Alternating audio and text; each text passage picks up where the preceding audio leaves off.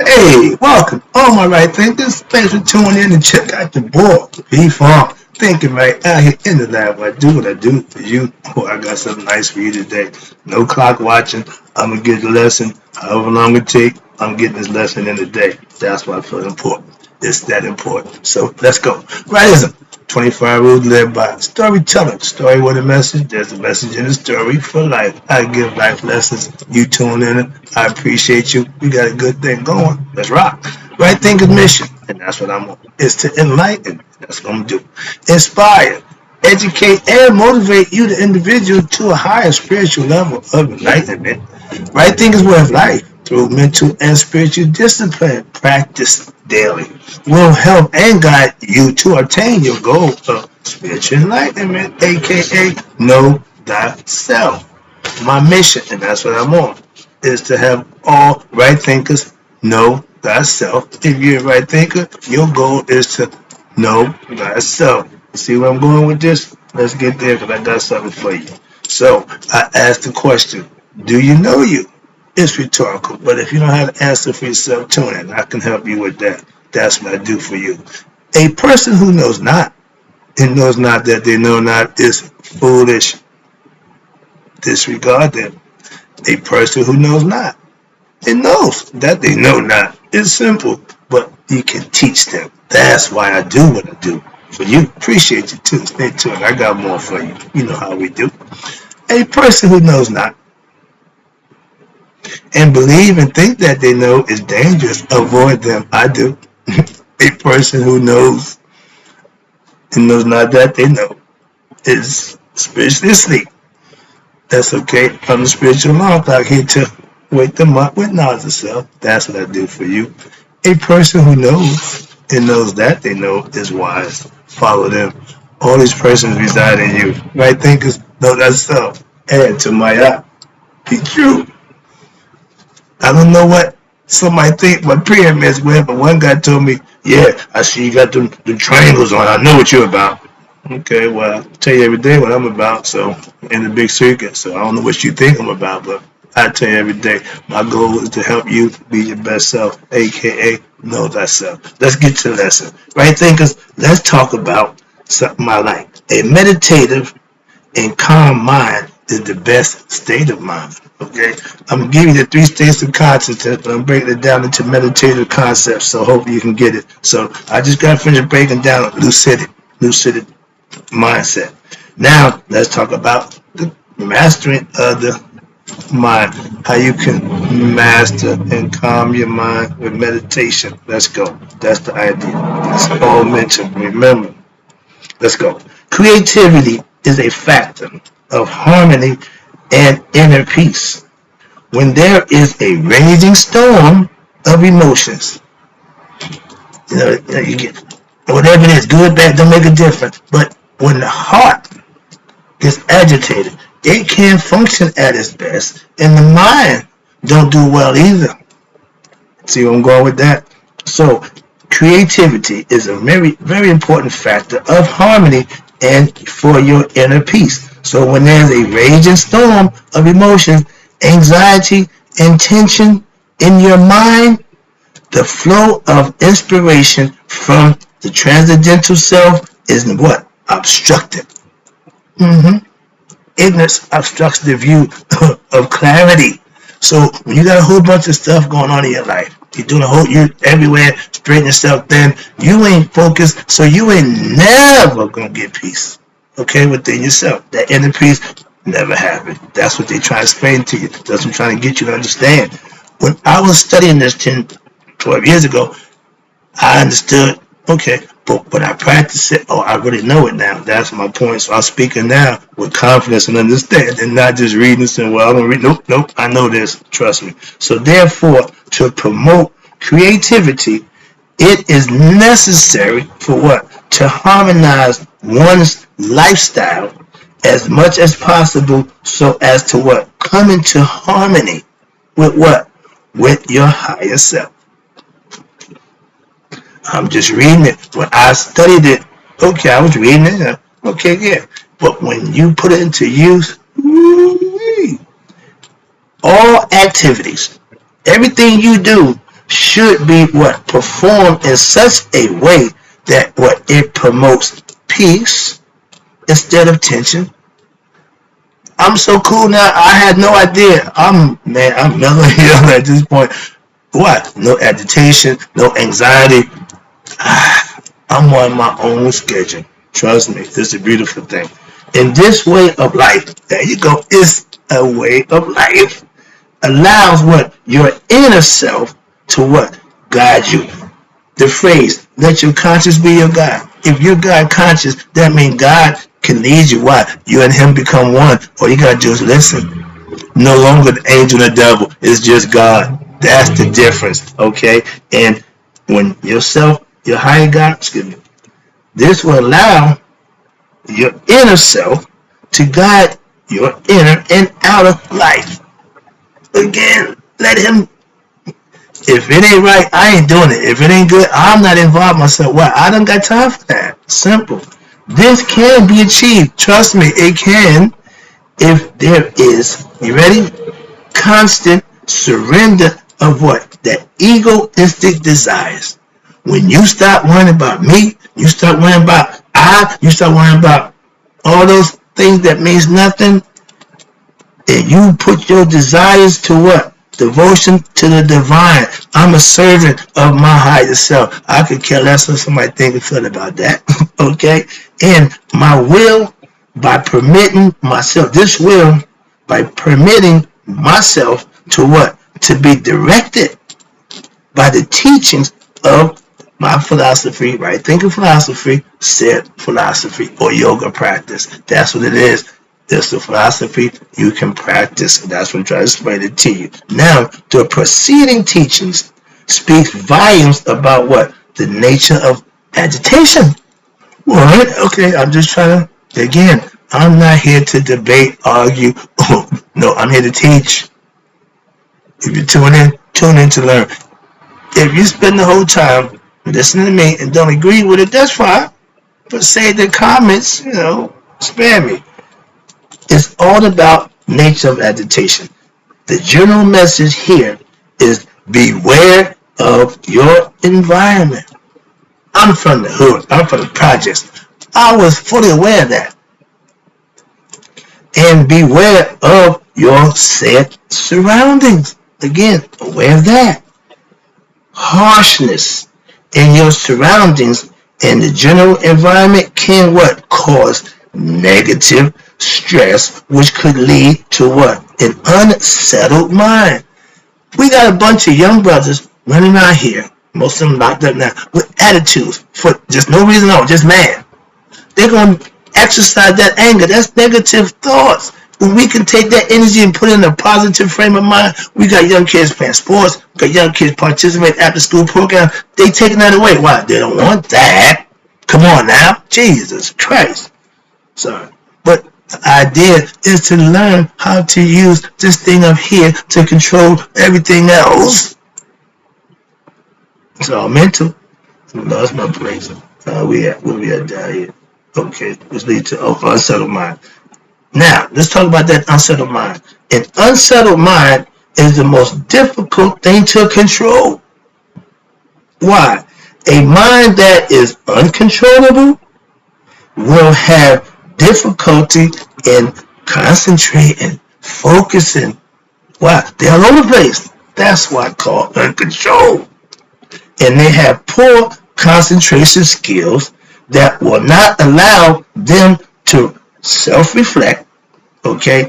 And self-reflection is necessary to make sense of one's situation and to gain personal intellectual understanding of oneself. So you have to be able to deal with yourself. And a non-reflective, confused, or wrong thinking, hello, if you ain't with me, you against me. I'm right thinking, that means you're wrong thinking. So that's on you. But a wrong thinking mind will have what? Will have difficulty, what? Meditating. Well, I can't sit down. Again, wrong thinking mind, ignorance, again, supersedes your logic and reason that you're going to act like a fool. Simple. it ain't so much your acting. First of all, what come out your mouth, I can tell you ignorant because it sounds stupid. But when you have difficulty meditating, that means you can't focus. That means you can't control your thoughts. That's not good.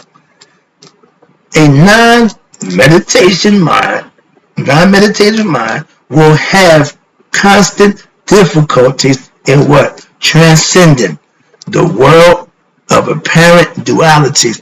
It only focuses on one thing. It can't separate between the two.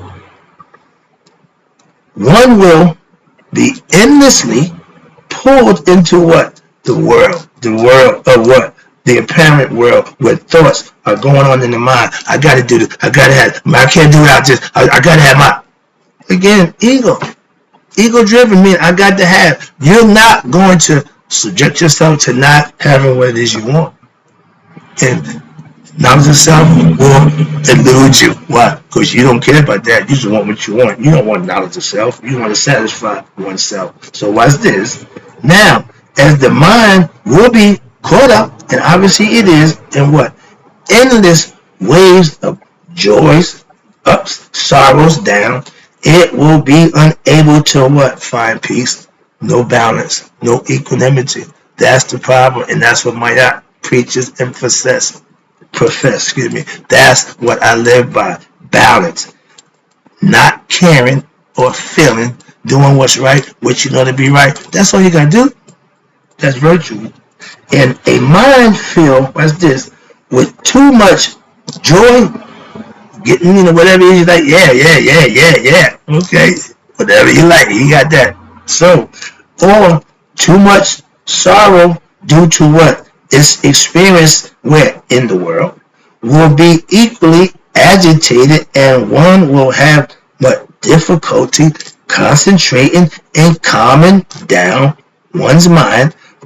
They go from one extreme to the next. Joy, pain. You don't have to do that.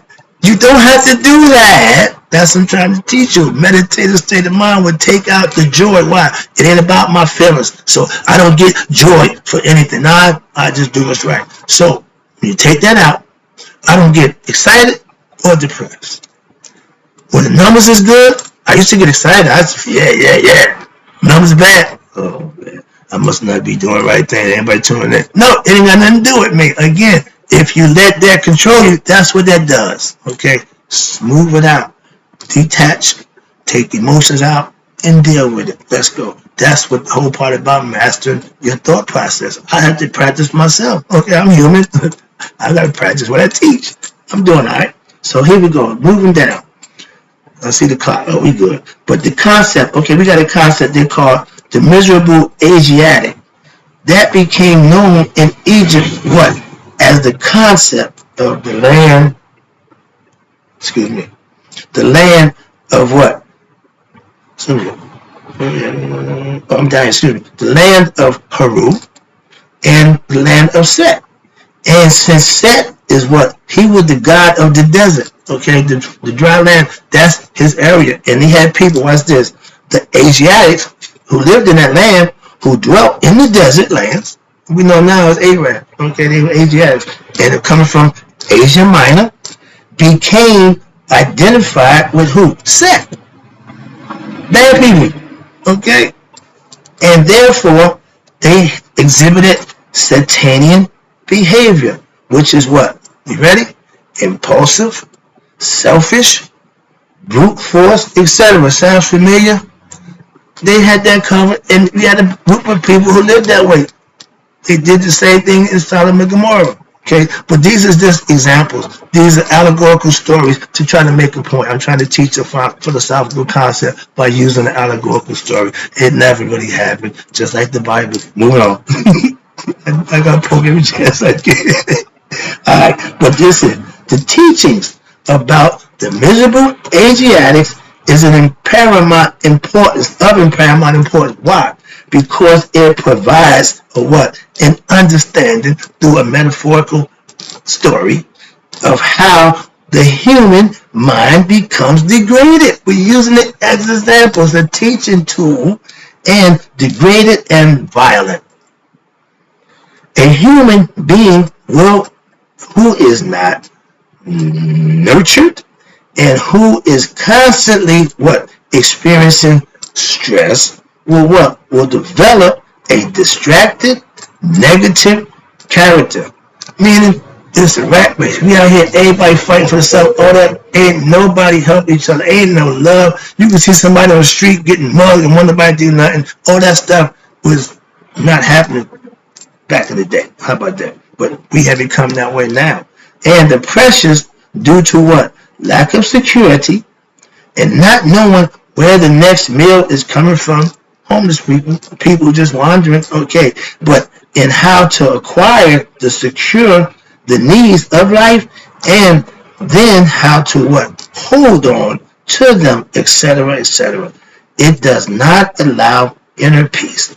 You can't be at peace. I've been homeless. Ain't no peace there. And expansiveness of your inner self cannot manifest. The real you can't come out. Why? The situation is in. It ain't got no control over that. So, all of these worries and anxieties does what? Cause a degradation of the human mind, wherein the concern is not about working with others, okay, but what? Competing with them for what? Food, material, wealth, mates, etc. Sound familiar? The rat race. We call it the game of life, whatever, but that's what it is. Human existence.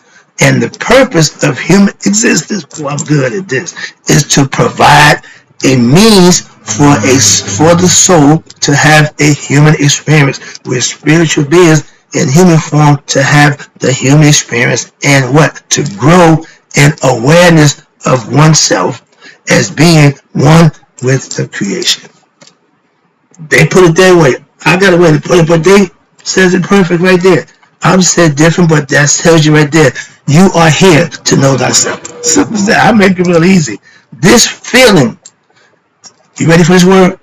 Is blissful, and it is supremely satisfied. Anybody who reached that level will tell you it's undescribable.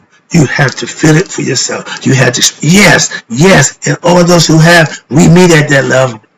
Okay, I got my friends, my Christian family, I call them blessed out. Why? They're there. They at that level. I told you, religion will get you there. It takes a little work, but it can get you there.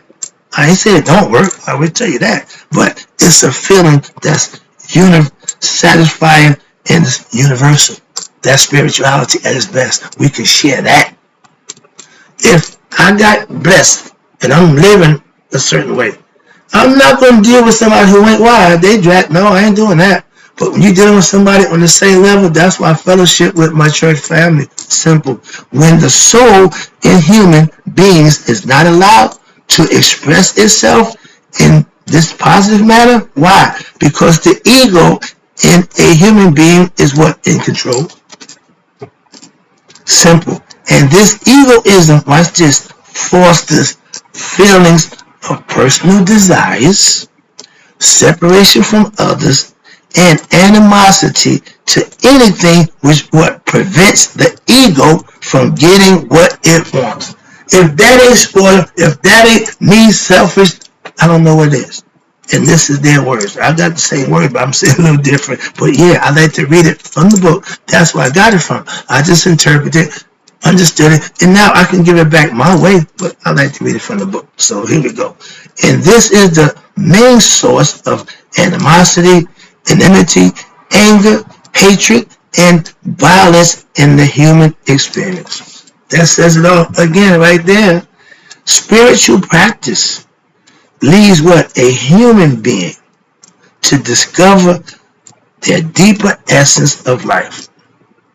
True spiritual understanding allows a person to understand where their true happiness and peace are to be found. It shows a person that security cannot be found out in the world, but where? That which sustains the world. Right there, bam! We are part of what sustains the world. Hello? You figured that part out yet? God. Now, I'm going to read. I'm not going to stop. I got to get this in. I got a few more things, but this good part for me coming up. The ancient Egyptian teachers presented above, I just read to you, it echoed in even the ancient Hindu scripture known as the Bhagavad Gita, which is their spiritual book. The Vedas had books. The Hindus have, everybody had a book that they scripture that they follow. Watch this. Now, in which Lord Krishna, if you know anything about them, that's their king. Okay, that's their Haru, their Jesus. Instructs his disciples, which the name was Arjuna. And this particular verse comes from a chapter out of the Bhagavad Gita, and it's called The Practice of Meditation. My favorite. It says, verse 32, it says, O Arjuna, the yogi who sees the likeness of himself in all and thus maintains equal vision in pleasure and pain, hello, he is considered the highest yogi. No feelings, no consent. He see everything the same way. Not the serpent, okay? Now, that's ups and downs. Pain, joy, yeah, but then what? Pain, uh-oh. You got sunshine, you got what? Rain. Thus opposites working together in harmony. And once you figure that out, you'll be right here in the middle. Don't make a difference. Look at this. How it's going to make a difference to you? That's where you have self-mastery. That's what meditation helps you reach a level within yourself for that. I hope you're getting the point. So now we got Arjuna. So now he then asks about the way in which the mind can be controlled. How do I control my mind? Love that question. There's an answer to that question, okay? Arjuna asks Krishna, O Krishna, I do not see how it is possible to maintain the steady state of yogic equanimity which you have taught. This mind is ever so restless, meaning he yet to gain control of his thought process. He's not a right thinker. He haven't figured it out yet. Watch, it's the way, it's the way. And now Krishna responds, verily, O Krishna, the mind, yeah, is fickle, impetuous, yes, and turbulent, of course. To me, it seems more difficult to what? Control the mind than it is to control the wind. And you know we got no control over that at all. And if you consider controlling the wind like controlling your mind, then you'll never control it. So here we go. From the Bhagavad Gita, Lord Krishna said, this is what he said, indeed, the mind is restless and difficult to control. We all understand. But can be brought under control. How? By daily exercise of Ayusha, which is, I call it putting in work, they call it repeated effort. Same thing again. I have my phrase, they have theirs. After I read theirs, understood theirs, I just put it my way. Again, not to repeat what they said, I understand it. Why? I read it already. I know. I just have my philosophical ways to saying it. And it says repeated effort daily. That's what that means. And Vairagya, that means dispassion. Get the emotions out. Take emotions out. If you get caught up in any scenario where you start the feeling, you're going to lose. Moving on. That's the point. And that's not self-mastery. Why? You let the emotion get involved. Self-mastery means you don't have emotions. You don't show emotions. You're dispassionate. You're detached from the situation. Just deal with the facts. That's what the judges have to do. Moving on. Watch this. It gets good right here. And it is, in my opinion, that yoga is difficult for anyone, aka right thinking philosophy, who is what? Lacking self-control. You're not going to do good in right thinking philosophy if you don't have no self-control. It relies on you controlling you. I can't do that, but it can be attained by who? One who has mastered his or her lower self. If he or she adopts the proper means, it can be done. Self-mastery is available for all those who want to do what they have to do to put the work in to make it happen. It won't just happen for you, and you can't halfway. I just told you. constant effort. That's what they say. I say put the work in daily. Same thing. Moving on. Now, I just gave it to you. Now, these instructions bring out what? The importance of the teachings in reference to understanding and controlling what? The mind. Controlling the mind and self-mastery. Daily meditation helps with that. It's part of the practice. Trust me. 10 years better. Many people become discouraged. Well, I'm trying to, wait a minute, slow down. Many people become discouraged, and this is why, in their spiritual practice, because they do not obtain discernible results within a short period of time. You only get out what you put in. If you give me 5-10 minutes of your time, supposedly to meditate, you're going to get 5-10 minutes back from what you put in. You get the concept? All right? You got a job, 40 hours. To get paid, you got to put the 40 hours in. That's all. Then your reward is that paycheck. So the same thing with effort and anything in life. Sometimes they try many different techniques because they want that. I call it the microwave age. Y'all want instant. It don't work that way. Nothing works. No. So understand that. Then they try different techniques without giving any sufficient time for any of them to work. Good example coming up. In essence, it is like digging for water by making a well or trying to make a well, but without going deep enough. You dig 2 or 3 feet deep, you don't hit nothing. You're going to start again. Dummy, the 3 feet that you're going to match somewhere else, you could have put that, you've been 6 feet, it might hit the water. So, moving on. What would happen if a person was to dig a hole and after 1 or 2 feet stop and then begin another hole? Okay? He or she would not ever find any water. If it wasn't 2 feet deep there, it ain't going to be 2 feet deep nowhere. Conceptually, you feel me? That's a good analogy. I hope you got to understand it. All right, I'm wrapping it up and bringing it home. In spiritual practice, right, then philosophy is what I give you, is in any other human endeavor, as in any other human endeavor, sustained practice, daily, repeated effort is the key to success. Again, daily practice, repeated effort is the key to success. In your spiritual practice, where every single day and every time you turn your mind towards the divine, you are actually creating a higher mental impression for yourself. The devil don't bother me. Negative thoughts don't come my way. Why? I just deflect that nonsense. That don't have no weight. He can't get to me. So rather than fight with me, he go get somebody that's easier. Is it true? So eventually what happened?